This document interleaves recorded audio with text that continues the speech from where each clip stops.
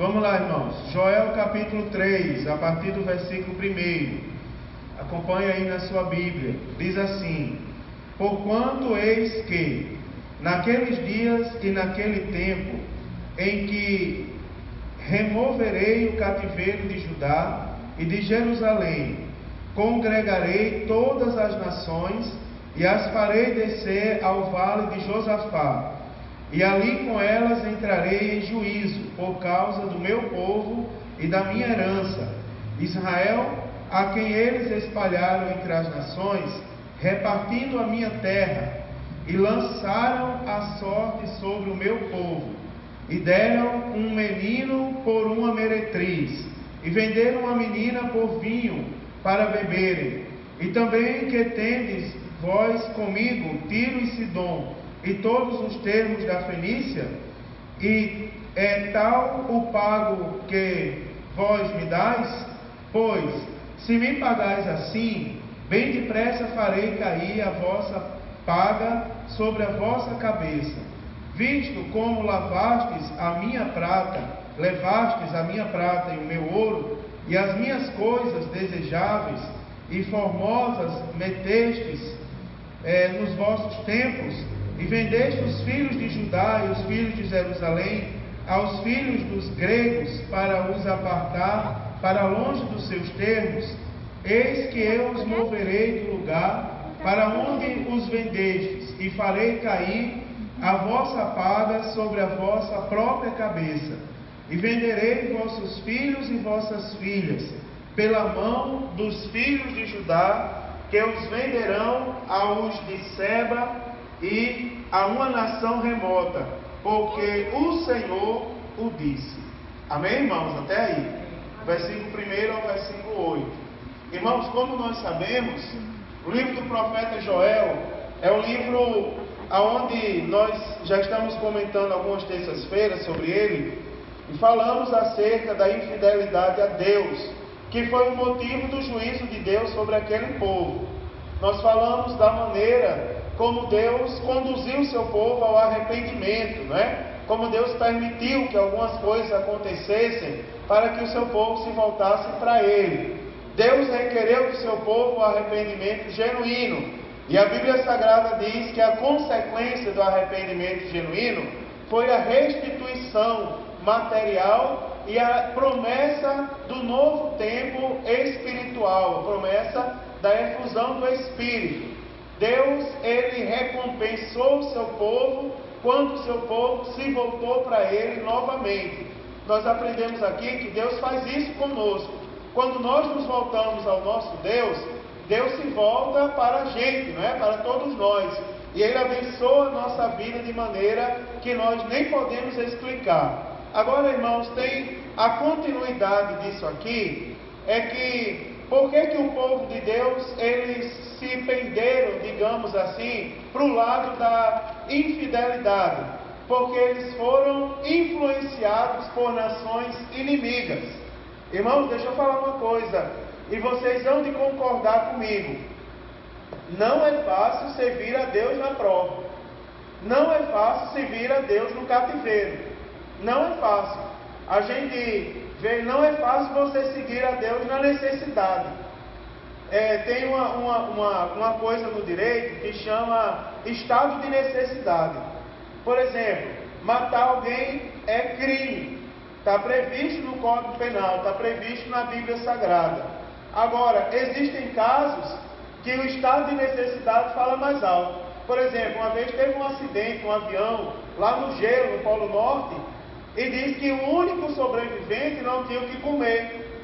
E ele se alimentou das carnes dos companheiros que tinham morrido.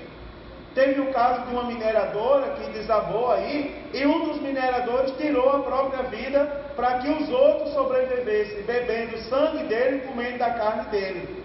Direito interpreta como estado de necessidade. Matou para sobreviver. Tá certo? Então isso é uma discussão jurídica. Mas você vê, no estado de necessidade, não é fácil você proceder como servo de Deus, embora nós sabemos que nós temos que proceder como servo de Deus, embora nós estejamos no estado de necessidade. Quer ver um exemplo? Raabe a meretriz, tá certo? Moradora dos muros da cidade de Jericó. Por que Raabe entrou na galeria dos heróis da fé? Ela entrou na galeria dos heróis da fé porque ela pegou os 3 espias, não é? Os 3, e guardou eles em sua casa. Quando vieram para matar, ela os protegeu. Por causa disso, Raabe, ela reconhecendo que eles eram da parte de Deus, ela os guardou, e por causa disso ela entra para a galeria da fé. Então os irmãos veem que em caso de extrema necessidade, ela estava em risco ali, colocando em risco a sua própria vida, mas ainda assim ela guardou os servos de Deus, não é? Então, embora estejamos em estado de necessidade, nós temos que ser fiéis a Deus. E é isso que Deus ensina, é uma das coisas que Deus ensina no livro de Joel, só que tem um detalhe. O que estava acontecendo aqui, e nós descobrimos no capítulo 3, é que haviam nações inimigas que estavam oprimindo o povo de Israel. Nós encontramos aqui na leitura que nós fizemos, que haviam crianças sendo trocadas, meninos sendo trocados por meretrizes, e haviam meninas sendo trocadas por vinho, né, para satisfazer os desejos carnais das nações inimigas. Deus ele fez juízo com o seu povo, mas você observa que Deus seria injusto se ele deixasse as nações opressoras, que além de oprimir estavam plantando mau costume no meio do seu povo, se ele deixasse esse povo impune. Agora o capítulo 3 é o capítulo onde Deus vai julgar as nações inimigas, aonde Israel será restaurado, não é? Aqui é um capítulo escatológico. Os irmãos vão ver que tem uma semelhança muito grande com o que nós falamos no livro do Apocalipse. Deus vai falar do julgamento das nações inimigas e vai falar da glória de Israel nos últimos dias. Uma coisa bonita é que se você olhar no versículo de número 8, as últimas palavras é porque o Senhor o disse. Ou seja, alguma coisa vai acontecer e a justificativa e a segurança do que vai acontecer é porque foi o Senhor quem disse. Então você vê que nesse contexto aqui, tudo que está nesse contexto é certo porque foi o Senhor quem disse. Se fosse qualquer outra pessoa, talvez não fosse verdade, mas como foi o Senhor, então nós temos uma afirmação verdadeira aqui. Tá certo? Primeira coisa, irmãos, nós vamos observar o capítulo 3, eu vou dividir em 4 partes.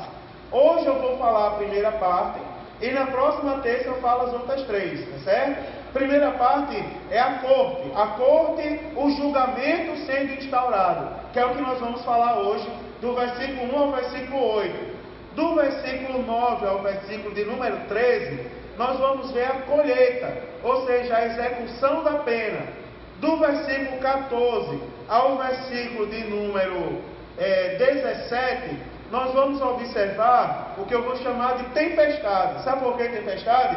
Porque vai ser o tempo do juízo de Deus sobre a impiedade. Então os ímpios vão sofrer uma grande tempestade, um grande juízo por causa da sua impiedade. E dos versículos de número 18 ao versículo 21, nós temos o que nós vamos chamar de jardim, porque diz respeito à glória de Deus em relação ao seu povo. A primeira coisa, irmãos, é que o último capítulo do livro de Joel, agora eu vou falar do versículo 1 ao versículo 8, ele trata acerca de nada mais, nada menos do que do dia do Senhor, que na verdade é o tema do livro do profeta Joel, é o dia do Senhor. É o dia onde o Senhor vai despejar o seu juízo sobre a terra e vai tomar a sua igreja da terra e vai levar a sua igreja para estar em glória com Ele. Os irmãos vão ver que o dia do Senhor é um dos dias mais ignorados da história da humanidade. Se as pessoas tivessem consciência, inclusive, infelizmente, boa parte do povo de Deus, se tivesse consciência que o dia do Senhor virá e que ele é real, porque ele está escrito na palavra de Deus, sobre palavras do próprio Deus, se a igreja tivesse consciência, se o mundo tivesse consciência disso, eles agiriam de forma diferente. Porque você vê, irmãos, qual é a luta atual? A luta atual no sentido geral, não estou falando da nossa igreja, estou falando no sentido geral. A luta atual é o apego aos bens materiais. Nunca se pregou tantos bens materiais como se tem pregado nos dias de hoje. O sinal da bênção de Deus na sua vida é a bênção material. Não é, irmão. Sinal da bênção de Deus na sua vida é a paz do Espírito Santo de Deus no seu coração. Esse é o sinal da bênção de Deus na sua vida. Você não relaciona bens materiais, porque tem muitos bens materiais que estão tirando o sono das pessoas, que está trazendo desgraça para dentro da casa das pessoas. Agora, no dia do Senhor, irmãos, quer ver outra coisa que opera, que predomina nos dias atuais? É o sentimento de merecimento. Nunca as pessoas, elas reivindicaram tanto merecimento quanto nos dias de hoje. Todo mundo quer merecer uma posição, todo mundo quer merecer um conforto, uma comodidade. As pessoas não querem mais servir, irmão. Está difícil servir. Está difícil. Sabe por que eu falei que o culto domingo vamos mudar o nome? Me veio à cabeça agora. Não combinei com a Marilda, nem com os irmãos do departamento de missões. Gabriel e irmão Marinho. Eu não combinei com eles. Mas eu estava pensando, o culto da consciência missionária é porque, além da gente contribuir com as missões, a gente precisa, irmãos, voltar a levantar vocacionados. A gente precisa voltar a levantar pessoas que tenham desejo no coração de pregar o Evangelho, de sofrer pela causa de Jesus. Não tem mais isso nos dias de hoje. Hoje é o sentimento meritório. Hoje, se você olha para alguém e diz, irmão, você não pode sentar aí, ó, senta aqui. Não é senta aqui nesse banco, esse aqui é o seu banco do círculo de oração. Eu não quero que mexa com as irmãs. Deixa as irmãs ali. Aí alguém já sai com raiva e diz assim, não vou mais congregar aqui. Vou congregar em outra igreja. Porque eu sou dizimista e eu mereço sentar no lugar que eu quiser. Eu tenho direito. É o sentimento dos dias de hoje, o sentimento meritório. Irmão, se tem alguém aqui com sentimento de merecimento, eu já falei outras vezes, tire isso do seu coração. A única pessoa que merece alguma coisa no culto de adoração a Deus, e por sinal na nossa vida, é o Deus que a gente serve. Ele é quem merece honra, glória, louvor, exaltação. É Ele, irmão, que tem que merecer essas coisas. Nós não podemos reivindicar isso. Irmãos, eu vou falar uma coisa para você. Desde criança que eu estou na igreja, participei da fundação de várias igrejas, participei do lançamento de pedra fundamental, recolhi reciclado, como os meninos estão recolhendo hoje, para ajudar na igreja. E se eu for relatar, levei pedra para fundar a igreja, levei revólver na cabeça. Se eu for relatar, é muita coisa. Eu sou crente desde pequeno e obreiro desde cedo. Você imagina se eu fosse dizer, não, eu mereço um lugar de privilégio na igreja porque eu ajudei a fundar a igreja. Não, irmão, eu ajudei porque eu sou servo de Deus. Eu ajudei porque eu sou crente em Jesus. E o coração do crente em Jesus deve estar voltado para a obra de Deus. Eu sou daquela época, se quebrar fizer um buraco na parede, eu vou pedir para ajudar. Deixa eu ajudar, deixa eu tampar esse buraco que abriu.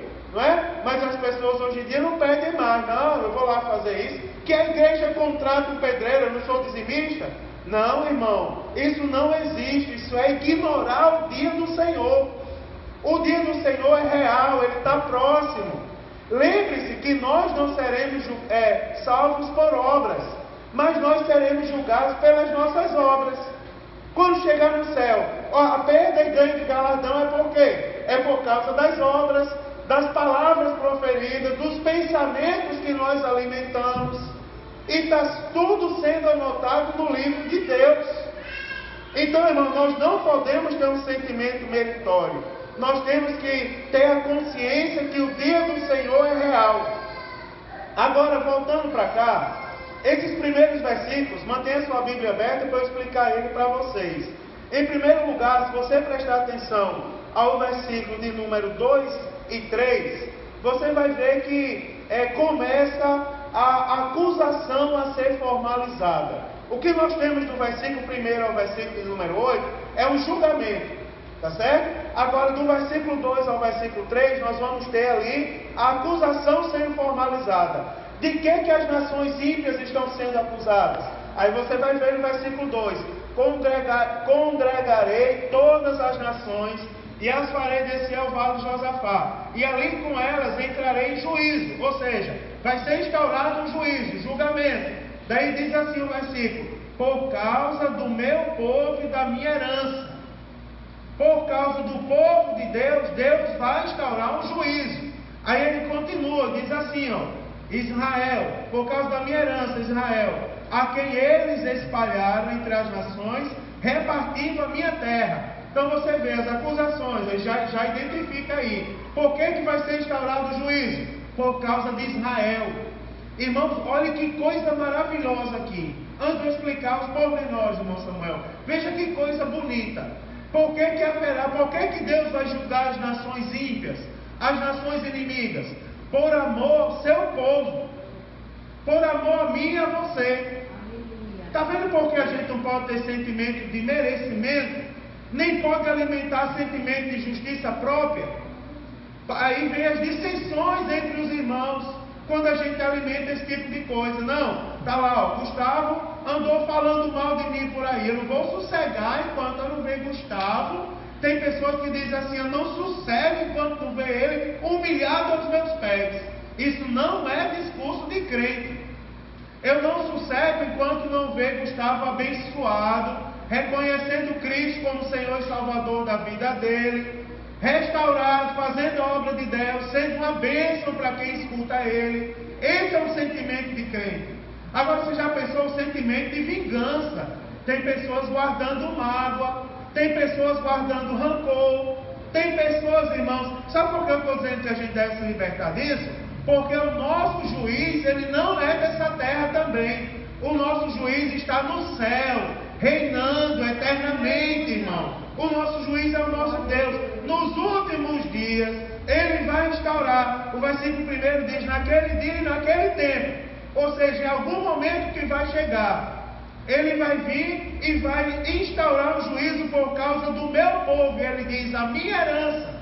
Ou seja, Deus tem amor pelo seu povo, tem amor pela sua herança. E ele diz assim: sabe o que fizeram contra ele? Espalharam eles entre as nações, para pegar a terra deles e lotear, e repartir entre eles, entre vocês. Ou seja, irmãos, tudo que estão fazendo com o povo de Deus, Deus está vendo, está sendo anotado. Assim como as nossas boas obras são anotadas, o que fazem de mal contra o povo de Deus também está sendo anotado. Não esqueça nunca daquele encontro de Saulo de Tarso com Jesus. Não é: Saulo, Saulo, porque tu me persegue? Ou seja, Deus toma o seu povo para si. Ele chama aqui de minha herança. Olha só o versículo 3, ainda diz: e lançaram a sorte sobre o meu povo, e deram o menino por meretriz, e venderam a menina por uma garrafa de vinho para beberem. Ou seja, por causa disso, o juízo está sendo, a acusação está sendo formalizada. Agora a gente pode ver cada um desses pecados individualmente. A acusação está sendo formalizada porque oprimiram o povo de Deus. Irmãos amados, olha, tem alguém agindo com injustiça com vocês? Saiba que Deus está anotando. Saiba que Deus está vendo tudo. Deus, ele vê as nossas ações, ele vê a maneira como nós nos arrependemos. Hoje eu recebi resposta de uma causa imediata que vocês não imaginam. É uma coisa que aconteceu ontem que afligiu, que me tirou o sono, que me perturbou. Eu pedi ajuda, tá? Eles vão orar junto por essa causa. Nós oramos, viemos ao culto matutino, dobramos o joelho, apresentamos a Deus, eu preguei para os irmãos. Eu disse: irmão, hoje é o dia da autoridade. Eu falei hoje de manhã: você, alguma coisa lhe perturbar, saiba que Deus lhe deu autoridade para você expulsar.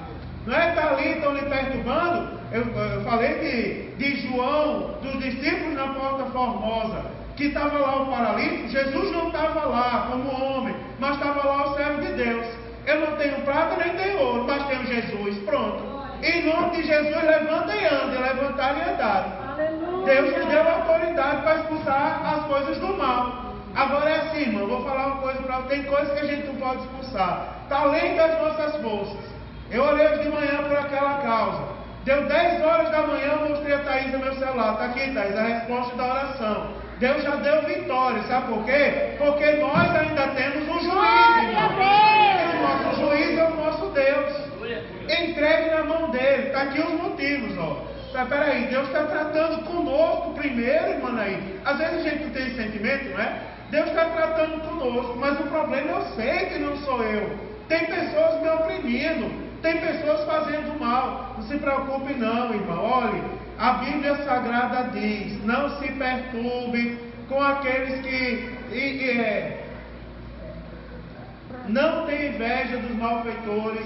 Não se perturbe com aqueles que ricam ilicitamente, porque cedo ou tarde Deus vai ter com eles. O nosso papel é adorar a Deus e confiar em Deus, irmãos. Está instaurado o juízo, a acusação foi formalizada. Primeira coisa, vou dizer uma coisa a vocês: espalharam o povo de Deus, repartiram a terra. Alguns pecados que foram denunciados aqui, vou falar para os irmãos. Primeiro, está lá no versículo de número 2, ó. Repartiram por causa do meu povo, repartindo a minha terra. Repartiram a terra do povo de Deus entre si. Usufruíram daquilo que não era deles. Tomaram o território do povo de Deus para praticar iniquidade. Esse é um pecado que Deus está de olho, está notando. Eu quero ver uma prática disso para os dias atuais. Quer ver uma prática? Peraí, pastor, ninguém tomou a minha casa. Deixa eu falar uma coisa para vocês. Essa igreja é terra do povo de Deus. Quantos R$1 não foi depositado na salva para essa igreja ser construída? Quantos dízimos não foram trazidos à casa de Deus para essa igreja ser construída? Essa igreja é território santo, pertence ao povo de Deus. E se pertence ao povo de Deus, pertence a Deus. E a gente precisa zelar por isso. Agora, quer ver um exemplo de repartir a terra do povo de Deus? Você imagina, irmão, alguém que prega dissensão da igreja. Alguém que tenta convencer você que aqui não é o melhor lugar para você estar. Alguém que chega para você e usa até mesmo de artifícios, né? Até de palavras de baixo calão contra outra pessoa, para tentar repartir a terra de Deus. Para repartir aquilo que pertence ao Senhor. Sabe o que acontece, irmão? É um dos pecados, é uma das acusações que são anotadas no livro de Deus. E que um dia Deus vai cobrar. Irmãos, nossos ouvidos e o nosso coração precisam ser vacinados contra isso. Na casa de Deus não pode ter grupinho, irmão. Na casa de Deus não pode ter grupinho. Na casa de Deus não pode ter reduto meu, reduto seu. Aquele é o meu partido, aquele é o seu partido. Não, é a casa de Deus, é o povo de Deus, é a igreja santa do Senhor. Aleluia. Eu estou falando isso, eu vou dar um exemplo do que acontece aqui. Por exemplo, está lá a menina que cuida das peças. Não veio hoje, Bianca, mas está ali a irmã dela, Letícia. Bianca é a coordenadora das peças da igreja. Quer ver um exemplo prático? Quando ela vai fazer uma peça, ela não usa só a mocidade, que é o departamento que ela faz parte. Ela usa a igreja, precisa de um profeta. Daí vai chamar a irmã Eloy, né? O presbítero Eloy vai ser o profeta da peça. Precisa de um José, aí vai lá, convida o irmão Altamiro, né? Precisa de um Jesus, aí pega a Marinho, que é pequenininho, está lá, ó, no meio dos adolescentes, né? Já é adolescente já. Daí pega ele lá para fazer o papel de Jesus crescido. Não é verdade, irmãos? E a igreja segue caminhando em união. A igreja segue caminhando, irmão. Não pode dividir a terra de Deus. É uma das acusações de Deus contra a impiedade na época de Joel. Sabe o que significa isso, irmão? Isso é coisa de ímpio. A epígrafe do texto fala assim, ó: os juízos de Deus sobre as nações inimigas. Se alguém tenta lotear a terra de Deus, significa que faz parte de uma nação inimiga, que não é a nação de Deus. Que não é a nação de Deus. Irmãos, qualquer um de nós aqui, eu louvo a Deus que eu já posso, hoje eu já chamo todo mundo pelo nome. Eu estou olhando aqui, não tem um que eu não sabe o nome. Já chamo pelo nome. Se alguém me perguntar assim: ah, pastor Maricés, agora chegou um rapaz na sua igreja que o nome dele é Jonas. aquele que fugiu do propósito de Deus, não é? Que entrou no barco, foi engolido, foi lá no ventre do grande peixe para poder se arrepender. Eu vou dizer, não, esse Jonas aí que está falando é o da Bíblia. O que veio congregar na minha igreja não veio por rebeldia, não. É músico da igreja, cuida do departamento de louvor, é uma bênção nas mãos de Deus. Você está entendendo como é que o crente age? Está lá, pastor, irmã aí, ó. Está lá sentada no último banco, está séria, cara fechada ali e tal. Né, irmã aí é braba, misericórdia, não vou chegar nem perto dela, está ali o marido, qualquer coisa ele resolve. Não é, irmão, eu vou dizer assim, cuidado, irmão. Irmã aí acorda 5 horas da manhã para trabalhar, você não conhece a vida dela, não sabe que ela tem que dormir um pouco mais cedo, ainda tem que arrumar as coisas em casa, e é uma serva de Deus, cuida do departamento da igreja, porque no nosso meio não pode haver espaço para divisão, irmão. Isso é coisa de impiedade, nós somos crentes em Jesus. Quer ver outra acusação? Está lá no versículo 2 também, ó. Diz assim, aqueles e quem eles espalharam entre as nações, a quem eles espalharam entre as nações. Quer ver outro pecado da impiedade? Espalhar o povo de Deus. Espalhar entre as nações para enfraquecer o povo de Deus. É uma estratégia do inimigo nos dias de hoje. Irmão, espera aí. Tem pessoas que não conhecem a Bíblia Sagrada, aí diz assim, pastor, a gente serve a Deus em qualquer lugar, eu não tenho atividade aqui, vamos para outro canto. Irmão, se você não tem estrutura para estar em determinados lugares, você não deve ir a determinados lugares. Lá no Nordeste, quando eu era líder de mocidade, tinha um grupinho de jovens que a gente chamava para evangelizar e eles nunca vinham. Na época do carnaval, aí eles formavam um grupinho e vinham falar comigo. Dizer assim, pastor, deixa a gente evangelizar no carnaval. Eu disse, por que eu chamo vocês para evangelizar todo dia e vocês não vêm? Vocês só querem evangelizar no carnaval. Aonde é que está o coração de vocês? Eu acho que vocês não têm estrutura para evangelizar no carnaval. Eu acho, porque se vocês, não, pastor, a gente entende, não tem. Se vocês tivessem estrutura para evangelizar no carnaval, vocês iam evangelizar os outros dias, vocês estariam nos cultos de oração, vocês estariam no culto de ensino da palavra de Deus, ou seja, você estaria preparado com seus pés firmados na rocha. Você não seria qualquer pessoa. Nós temos que ser, irmãos, eu vou falar uma coisa a você, fiel no lugar que Deus nos colocou para sermos fiéis. Veio um rapaz falar comigo outro dia aqui e dizer assim, pastor, veio aqui, eu preciso da sua bênção.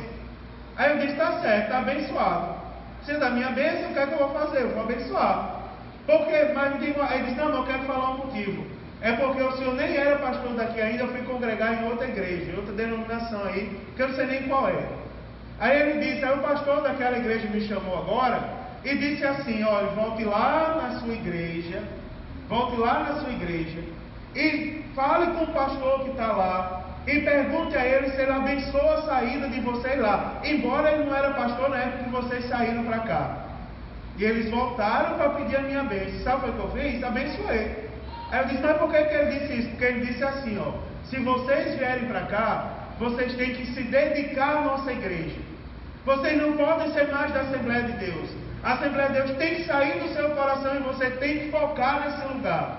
Parece uma coisa de seita no primeiro momento, mas é uma coisa que a gente está deixando de ensinar as pessoas. Fidelidade na sua igreja, irmão. A sua igreja sofre quando você não vem para a sua igreja. Tem uma coisa do diabo que criaram aí que é, não, eu tenho que visitar, toda semana eu tenho que visitar. Aonde é que está na Bíblia essa história de visitar? Jesus, ele nos ensina fidelidade. Se foi aqui que Deus me colocou para servir a Ele, venha para cá, meu irmão, servir aqui. Não estão mais ensinando, por causa disso tem muita gente fraca, doente, se enfraquecendo, enchendo a cabeça de abóbora, que não é a Bíblia Sagrada. Eu estava lá, eu era dirigente da congregação Colombo. Saí para cá, não pedi para vir. Quando eu recebi a notícia que eu vim no domingo aqui, a igreja lotada, dia da posse, tal, despedida do outro pastor, eu vim aqui, ó, e vim chorando. Eu vim aqui, ri para todo mundo, sentei nessa cadeira aqui, ó, e o pastor Sérgio ali onde estava o irmão Samuel. E ele dizia no meu ouvido, servo de Deus, alegre o teu coração. Eu disse, não, pastor, eu estou feliz, mas Deus sabe como eu não estava feliz. Estava triste, com saudade dos irmãos. Mas quando veio a nossa mudança, eu parei no meio do caminho com Thaisa, e Thaisa disse assim, Mário, nós não pedimos para ir, nós estamos na direção de Deus. E se foi Deus que nos colocou lá, agora lá vai ser a nossa casa. É lá onde nós vamos ser fiéis. Os irmãos da Colombo moram no meu coração, mas a minha casa agora é a igreja do Estevão de Matos. É aqui que eu me dedico, que eu oro de madrugada. É aqui que eu ensino a Bíblia Sagrada. É aqui que eu me preocupo com os irmãos. Aqui é o lugar que Deus me colocou para servir a Ele. E nós precisamos aprender isso, irmãos. Precisamos aprender isso. Não estão mais ensinando isso por mais jovens. Daí está lá, você ensina o menininho a ser santo aqui. Ó, você tem que ser santo. Andar conforme a palavra de Deus. A palavra diz isso. Daí vem o irresponsável e espalha, leva para outro lugar. Quando volta, vem com as calças rasgadas, com os cabelos arrepiados, chamando palavrão e desrespeitando todo mundo. Isso é coisa do inimigo, que quer espalhar o povo de Deus. Mas está aqui, ó, isso é coisa de impiedade. Quem é crente não espalha, irmão. Quem é crente é compromissado no lugar onde Deus colocou. Não estão mais pregando isso, mas aqui ainda é a Assembleia de Deus. Eu sou pastor da igreja. Eu vou ensinar a verdade. Seja fiel onde Deus lhe colocou. Quando vier Cristal, vamos lá visitar. Visitar não, visitar eu visito a minha tia, meu irmão. Né? Visitar eu visito os irmãos da igreja. Visitar, para que eu tenho que visitar outra igreja para ser feliz? Eu congreguei em Natal até os meus 20 e quantos anos? 23 anos. Depois fui congregar em Parnamirim, fiquei lá até os 20 e quanto? Até os 30 anos, eu acho. Fui para Parnamirim porque o presidente me mandou ir para Parnamirim. Eu fui lá fazer o curso teológico, Thaís era secretária. Já rolou o clima, né? No curso teológico. Daí o pastor falou comigo e disse assim, Mário Sérgio, vai para Parnamirim, ajuda Elinaldo. Eu disse, não, pastor, não vou. Ele disse, eu estou mandando, eu não estou pedindo. E eu fui, obedeci, fiquei lá. Por quantos anos? 11, 12 anos, sei lá. No instante passou o tempo, mas eu fiquei lá. Lá eu casei, né, irmão? Lá eu tive meu filho, ó, coisa maravilhosa. Eu tive não, quem teve foi Thaisa, né? Mas é verdade, irmão, mas sou fiel. De lá eu vim para cá, pronto, de lá eu vim para cá. Dirigi a igreja da Colombo, agora eu estou dirigindo a igreja do Estevão de Matos, e só quem me tira daqui é Jesus. Aleluia! É verdade, irmão. Eu vim, eu sei que um dia eu vou sair, mas vou sair na direção de Deus e vou ser fiel aonde Deus me colocar. É a acusação da impiedade. Quer ver uma coisa? Como o povo de Deus é atacado para ser espalhado. Eu escrevi um texto aqui para vocês, deixa eu ler para vocês. Diz assim, ó, olha o que eu coloquei, amanhã eu vou colocar no meu blog isso aqui. Diz assim, não há povo que tenha sofrido tanto nas mãos dos outros homens, quando o assunto é dispersar, como o povo de Deus. Quer ver? Deixa eu lembrar para você. Faraó tentou afogar o povo de Israel, mas em vez disso o exército dele foi afogado por Deus. Quer ver uma coisa? Balaão tentou amaldiçoar, mas Deus transformou a maldição em bênção. Os assírios e babilônios capturaram o povo de Deus e levaram para o exílio, mas esses dois reinos não existem mais. Enquanto os judeus ainda estão no nosso meio. E eu poderia citar vários outros exemplos. Nabucodonosor lançou o povo na fornalha. Isso foi suficiente para eliminar o povo de Deus? Não, irmão, saíram dali e ninguém dizia nem que tinha fogo aquecido 7 vezes mais, ou quantas vezes mais fosse. Saíram dali são e salvos. Quer ver outra coisa? Eu vou falar para você, ó. Os ímpios, eles mercadejaram o povo de Deus. Olha o versículo 3, diz assim, ó. Lançaram sorte, deram um menino por uma meretriz e venderam uma menina por vinho. Você imagina pegar o menino da casa de Deus e trocar por uma meretriz. Pegar uma menina e trocar, meu irmão, por vinho, para beber o vinho, trocar por prazeres. Irmão, pense num povo que a gente deve levar a sério, é o povo de Deus. Eu vou falar para você, ó, o inimigo já ouviu isso outras vezes. Quer ver uma coisa? Aqui, quando os nossos adolescentes chegam no Templo Central, todo mundo sabe. Chegou os adolescentes do Estevão de Matos, não é? Às vezes vão de bicicleta, chegam suados, não é? Mas o povo diz, chegou o povo do Estevão de Matos. Por quê? Porque enquanto os outros estão lá feitos uns bobos fazendo ranguilose, os daqui chegam tudo arrumadinho, de uniformezinho, tudo bonitinho, padronizado, sentam lá. E tem um detalhe, enquanto o culto está acontecendo, que tem um monte de desordenado, porque não tem ensino na casa de Deus, pulando com a mão para cima, os nossos estão com a mão para cima, mas estão dando glória a Deus, aleluia, falando língua estranha.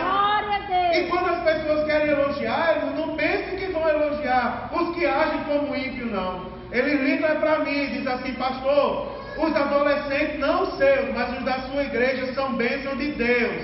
Eles agem como crentes. Isso não é uma coisa boa, irmão? Não pode criar mercadoria. Você imagina que coisa terrível. Lançaram sorte sobre o povo de Deus, irmão. Lançaram sorte sobre o povo de Deus. Deram meninos por meretrizes.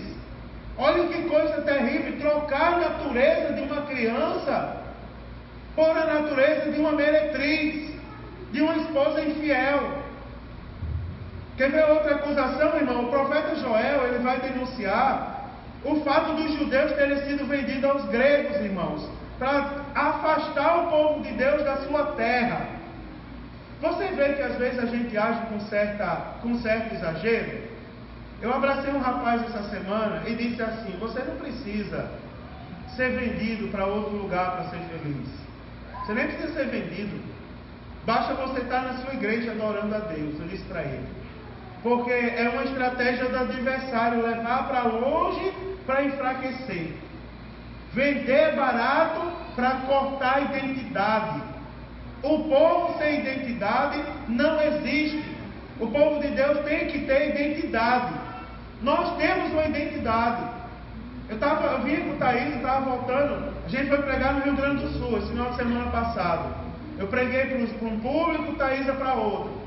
Quando a gente vinha voltando do aeroporto, Thaísa, eu já vou de terno, porque eu quero chegar e quero ir para a igreja. Um calor danado no aeroporto. Eu passei e alguém disse assim, alguém falou, meu Deus, o calor, olha o homem de terno preto. Aí o outro falou assim, não, é crente, olha o cabelo da mulher, é crente. Os dois são crentes. Porque crente ainda precisa ter identidade, irmão. Tem que ter identidade, não pode abrir mão da identidade.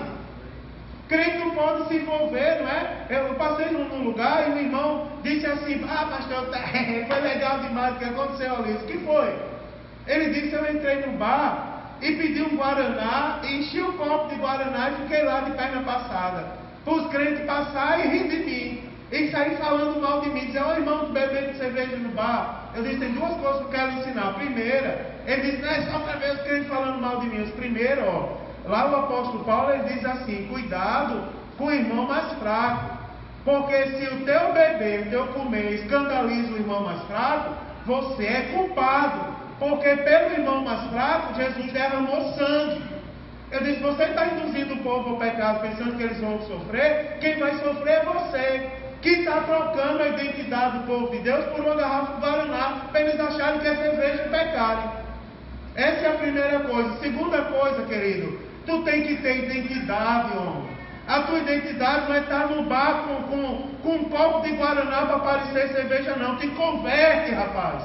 A tua identidade é estar com um folheto na mão, pregando para as pessoas, dizendo que Jesus é bom, que Ele salva, que Ele vai voltar um dia. A tua identidade, meu irmão, é ir para a casa de Deus, não faltar um culto. É verdade, irmãos. Eu vou dizer, eu posso dizer, digo amém. Amém. Olha só, eles não somente venderam o povo de Deus, mas eles venderam com a intenção de que eles jamais voltassem para a sua casa. Quer ver outra coisa? Eu vou falar, Os ímpios saquearam a casa de Deus. Olha o versículo 5. Diz assim, olha que coisa séria, irmão. Olha que coisa séria. Olha o versículo 5. Visto como levastes a minha prata e o meu ouro, e as minhas coisas desejáveis e formosas, metestes nos vossos, e formosas meteste nos vossos templos. Olha, mais uma acusação de Deus que está sendo anotada, acusação de impiedade. Sabe o que fizeram aqui? Retiraram o ouro e a prata da casa de Deus.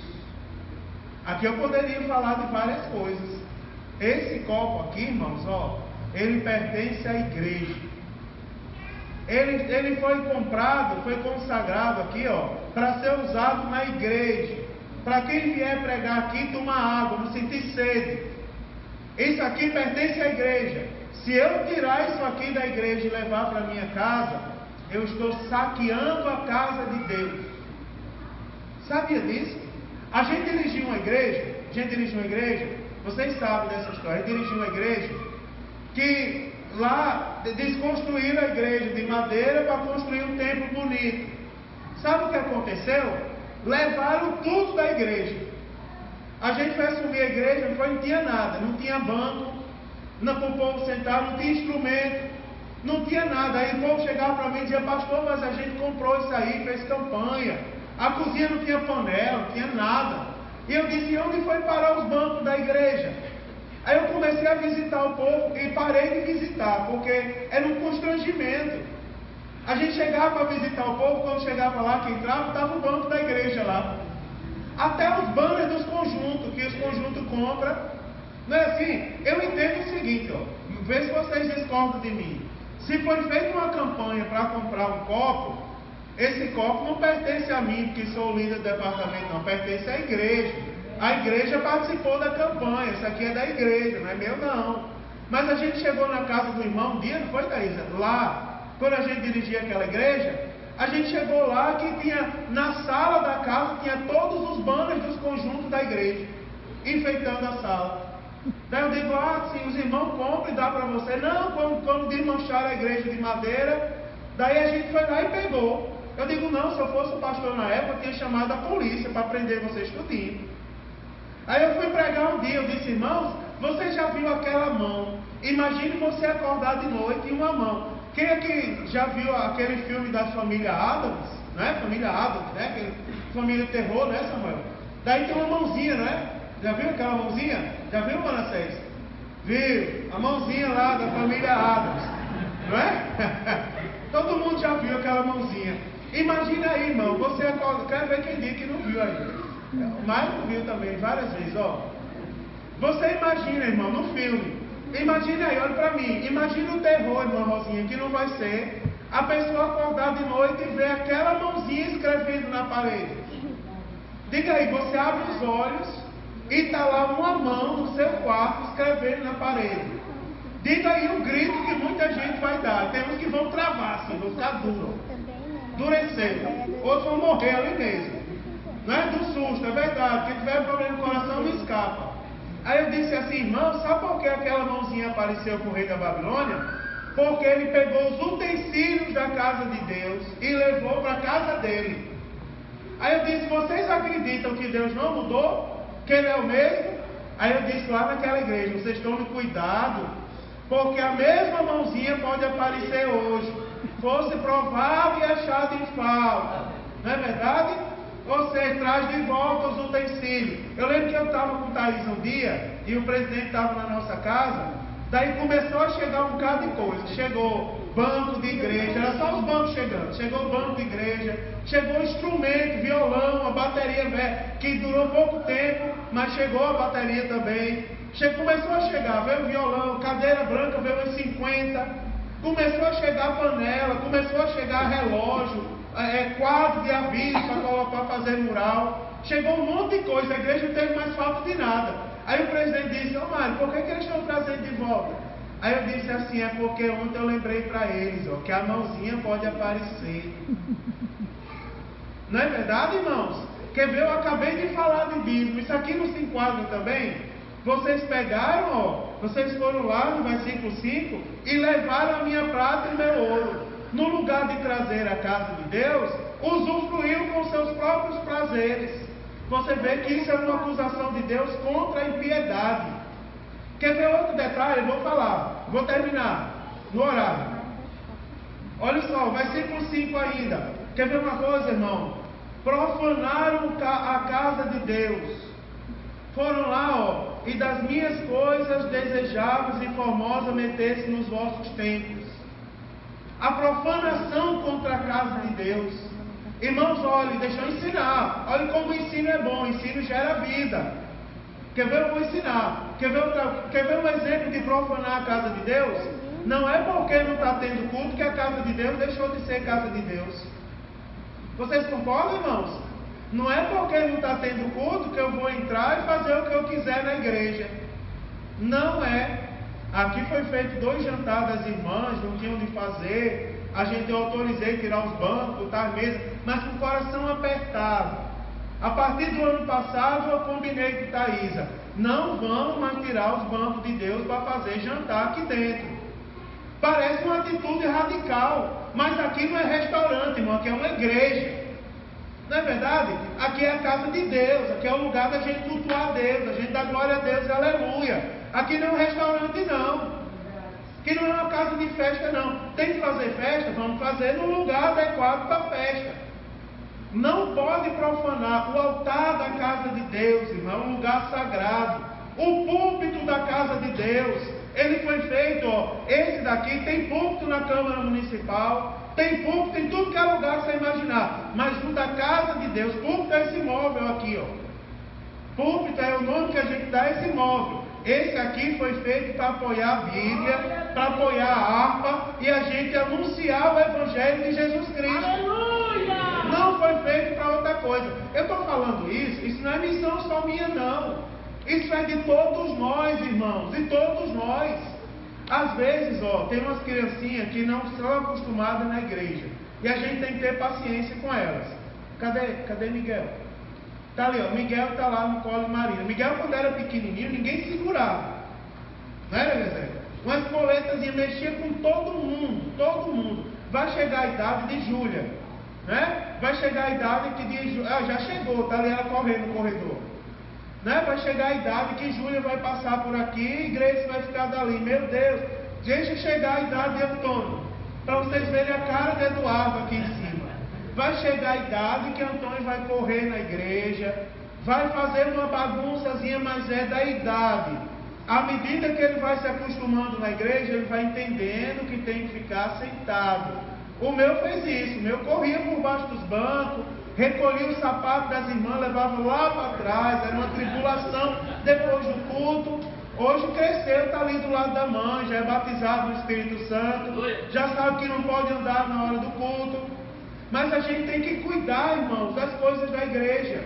Às vezes chegam os menininhos, diga aí, Jonas, e vem aqui, pega o teclado e bem. O músico tem que chegar com muita calma e dizer assim: chega, meu filho, se possível sentar ele no colo, agrada ali, mas não pode deixar esculhambar as coisas da igreja, porque são coisas santas.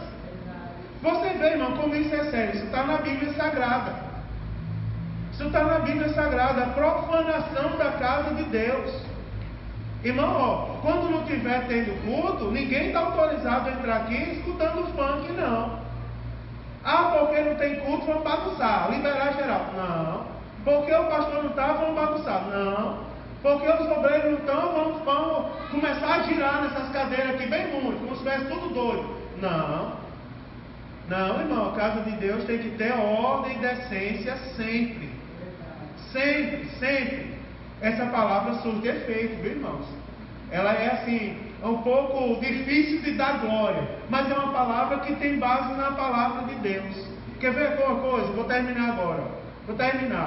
Se você prestar atenção, versículo de número do 1 ao 6, o juiz agora, ele é apresentado. O juiz é apresentado como? Deixa eu resumir aqui para os irmãos entenderem. Como é que o juiz é apresentado? Quando ele começa a dizer assim: vocês vão ser julgados porque vocês colocaram a mão em Israel, a minha herança. Daí precisa de mais alguma explicação para saber que é Deus, o juiz, que vai julgar? O juiz, ele é colocado em evidência. E ele vai começar a falar algumas verdades. Por exemplo, o tempo do julgamento está definido. Se você olhar o versículo 1, portanto, eis que naqueles dias e naquele tempo. Se você prestar atenção, o tempo do juízo já está definido. naqueles dias e naqueles tempos. Nós não sabemos que dias são esses. Nós não sabemos que tempos são esses. Mas o juiz já definiu o tempo de julgar. Sabe por que é importante a gente saber disso? Olha para mim. Vou ensinar para vocês. Sabe por que é importante a gente saber disso? Porque o nosso coração fica descansado. Pastor, estão me chamando de mentiroso quando eu não sou mentiroso. Descanse. Pastor, estão dizendo, estão falando que eu estou fazendo mal com a minha família sem eu estar tratando minha família mal. Descanse. Pastor, estão dizendo que eu sou ímpio sem ser ímpio. Descanse. Eu tinha um irmão que congregava comigo que ele tinha um problema nos lábios. Ele teve câncer. E depois que ele foi curado, Deus curou ele do câncer, e ele tinha que usar uma prótese. E quando ele colocou a prótese, ele ficava todo tempo assim, todo tempo rindo. Quem olhava para ele estava feliz, rindo. Aí um dia ele chegou para mim e disse: pastor, o povo fica me julgando, dizendo que eu sou um bobo porque eu vivo rindo. Eu não vivo rindo, o senhor sabe que meu lábio foi cortado. Daí os meus dentes ficam aparecendo. Eu disse: descansa o teu coração, deixa falar dos teus lábios, deixa falar dos teus dentes, adore a Deus simplesmente, porque o tempo do juízo já está determinado. Naquele dia e naquele tempo o juiz vai vir julgar. Agora, o que é que a gente faz, irmão? Nós ficamos na nossa posição. Fique na sua posição. O juiz, ele vai julgar um dia e vai tomar a sua causa e vai mostrar a todo mundo que ele é Deus na sua vida. Quer ver mais uma coisa? Vou terminar, O lugar do julgamento está definido. Aí diz assim, deixa eu me encontrar aqui. Lá no versículo 2, diz bem assim: congregarei todas as nações e a farei descer ao vale de Josafá. Josafá é aquele que faz justiça, se não me falha a memória. Sabe qual é o significado disso aqui? Vou pegar todas as nações no tempo que já está determinado e vou levar no lugar da justiça. Não vou levar em qualquer lugar. Deus, quando vier, irmão, ele não vem brincar com ninguém. Ele não vem, irmão, mais ser advogado, não. Ele vem para julgar as nações. Ele vem. Você sabe qual é o papel do promotor de justiça? Promotor de justiça ensina errado aos meninos. Diz que ele tem a função de acusar. Promotor de justiça não acusa ninguém. Promotor de justiça, ele defende o interesse público. Quando alguma coisa fere o público, aí ele tem por obrigação defender o público, a sociedade. Por exemplo, um crime. Houve um crime. Você imagina, a camarada foi lá, deu 10 tiros em outro por um motivo fútil. Daí você imagina se a justiça dissesse: não, ele está absolvido, que era um rapaz de bem e tal. Mas é um matador.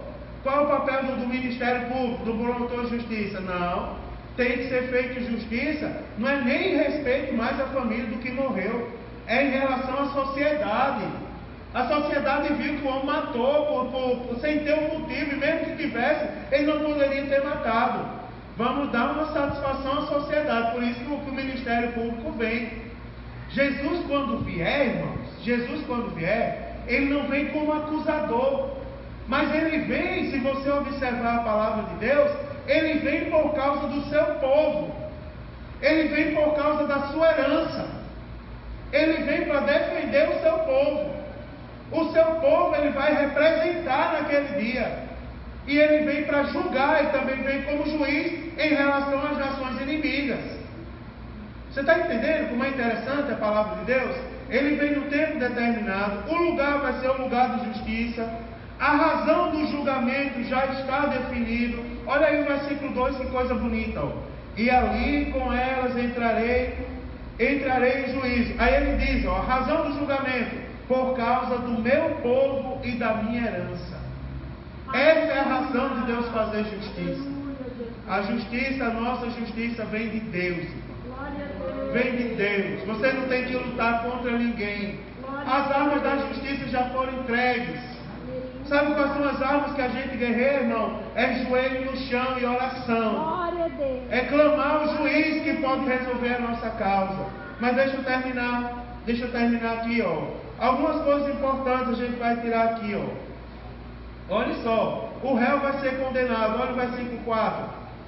Diz assim: pois se me pagais assim, bem depressa farei cair a vossa paga sobre a vossa cabeça. O réu vai ser condenado. A sentença vai ser justa.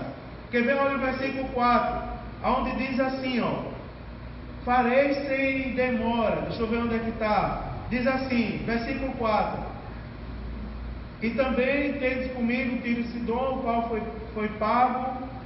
Jesus diz assim: eu farei sem demora. Está aqui, eu perdi o versículo agora. Mas diz, deixa eu achar, irmãos, em nome de Jesus. Aqui, ó, versículo de número 7. Eis que eu moverei do lugar para onde vós os vendeste, e farei cair a vossa paga sobre a vossa própria cabeça. A sentença vai ser justa, a sentença é certa contra a impiedade. E agora eu vou terminar e vou dizer que a sentença é rápida. Se você prestar atenção, ele diz: eu farei sem demora cair sobre a vossa cabeça a vossa vingança. Está lá no final do versículo 7. E para terminar, o versículo de número 8 diz assim, ó: e venderei vossos filhos e vossas filhas pela mão dos filhos de Judá, que os venderão aos que de Seba, a uma nação remota, porque o Senhor disse. A última coisa é que quem proferiu a sentença foi Deus. Está lá no final. Lembre-se que esse porquê é uma explicação, porque o Senhor foi quem disse. Irmãos, nós não buscamos vingança, nós buscamos justiça da parte de Deus. Mas se tem uma coisa que vai acontecer, é juízo sobre a iniquidade. Essa palavra é uma palavra um pouco diferente do que a gente está acostumado a ouvir. Mas a Bíblia Sagrada e outras palavras está dizendo para a gente: descansa o coração, porque a tua justiça vem de Deus. Agora tem os termos que nós temos que observar para nós não nos fazermos como ímpios. O ímpio profana a casa de Deus, o ímpio vende a terra do Senhor, o ímpio, irmãos, ele espalha os crentes em Jesus. O ímpio, irmãos, ele troca os meninos pelas meretrizes e as meninas pelos vinhos para eles beberem. Irmãos amados, olhem, deixa eu terminar dizendo uma coisa a você, como isso é sério. Só para dizer mais uma coisa: vocês me ajudem a proteger os mais jovens da nossa igreja. Me ajudem, irmão, a proteger os mais jovens da nossa igreja. Eu boto cara feia às vezes vem um rapazinho aqui, eu acolho bem, cuido bem, mas quando eu percebo, na verdade, ele não veio servir a Deus, ele veio atrás de alguma moça da nossa igreja.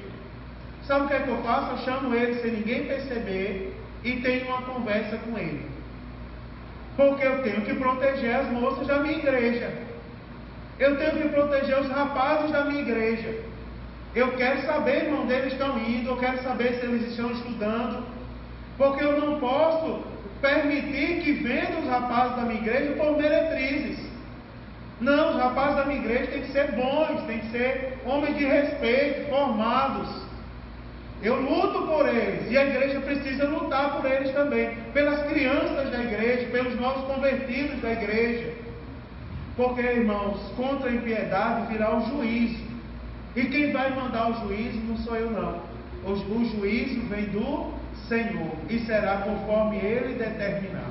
Amém. O teu juízo vem de Deus, irmão. A justiça vem de Deus. Tem alguém agindo com impiedade? Descanse. Descanse. Vou terminar dizendo isso. Descanse seu coração. Descanse a sua alma. Contra a impiedade, descanse a sua alma. Eu aprendi a fazer isso. Quantas vezes eu não fiquei aflito por causa de calúnia, por causa de difamação? Por causa de difamação e de calúnia, a minha esposa foi depressão, meu irmão, durante quase 2 anos. E pense um camarada que teve que resistir. Jesus me ensinou que a justiça do crente vem da parte dele. Não adianta querer lutar com as próprias mãos. A nossa justiça vem de Deus, diz o Senhor para você essa noite. Deus nos abençoe, irmãos. Vamos ficar de pé e vamos orar ao nosso Deus.